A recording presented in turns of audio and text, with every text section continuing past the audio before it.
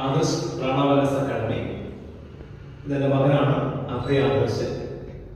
നമ്മൾ കഴിഞ്ഞ 4 വീഡിയോസിൽ പ്രധാനമായിട്ട് ഫോക്കസ് ചെയ്തത് നമ്മുടെ ലെഗ് കാലിൻ്റെ എക്സസൈസ് ആയിരുന്നു ഫോക്കസ് ചെയ്തിരുന്നത്. അതിൽ ആദ്യത്തെ വീഡിയോയിൽ നമ്മൾ കാഫ് മസിൽസിനെ സ്ട്രെങ്തൻ ചെയ്യാനുള്ള എക്സസൈസ് നമ്മൾ ചെയ്തിരുന്നു. രണ്ടാമത് നമ്മൾ ഫുൾ ലെഗിനെ കോൺസെൻട്രേറ്റ് ചെയ്തിട്ടുള്ള എക്സസൈസ് ആയിരുന്നു നമ്മൾ ചെയ്തിരുന്നത്. ഇന്നത്തെ ദിവസം നമ്മൾ തുടക്കക്കാർക്ക് കൂടി ഏറ്റവും കൂടുതൽ പ്രയോജനപ്പെടുന്ന നമ്മുടെ കൈകളുമായി ബന്ധപ്പെട്ട എക്സസൈസ് ആണ്.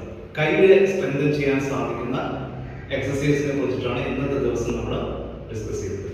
സോ അതിൽ പ്രധാനമായിട്ടുള്ളത് പുഷപ്പാണ്.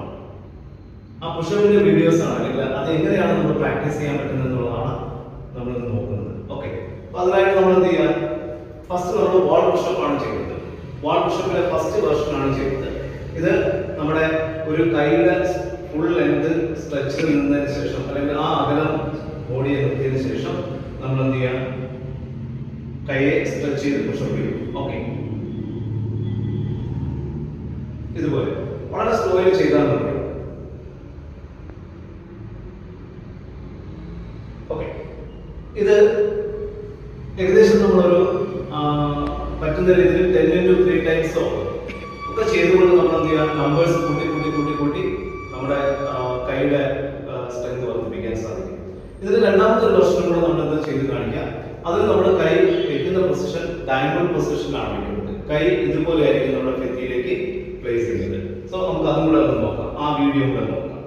സോ ഇതുപോലെ ഡയമണ്ട് പൊസിഷനിൽ എന്ത് ചെയ്യുന്നു? കൈ വെക്കുന്നു. അതിനുശേഷം നമ്മൾ ഈ സമയത്ത് നമ്മുടെ കൈയുടെ ഒരു മൂവ്മെന്റ് വരുന്നത് ഈ ഡയറക്ഷനായിരിക്കും, ഇതുപോലെ ആയിരിക്കും. ഓക്കെ, നമുക്ക് നോക്കാൻ പറ്റും കൈ നല്ല സ്ട്രെങ്തിലേക്ക് എത്തുന്നതാണ്. ഇതും നമ്മൾ 10 into 3 times ആയിരിക്കും നമ്മൾ എന്ത് ചെയ്യുന്നത്? അറ്റംപ്റ്റ് ചെയ്യുന്നത്. അപ്പൊ തുടക്കക്കാർക്ക് പോലും ഏതൊരാൾക്കും ചെയ്യാൻ സാധിക്കുന്നതാണ് ഈ വീഡിയോസ്. ഓക്കെ, എന്തായാലും ചെയ്ത് നോക്കുക, ചെയ്ത് തുടങ്ങാം. Thank you.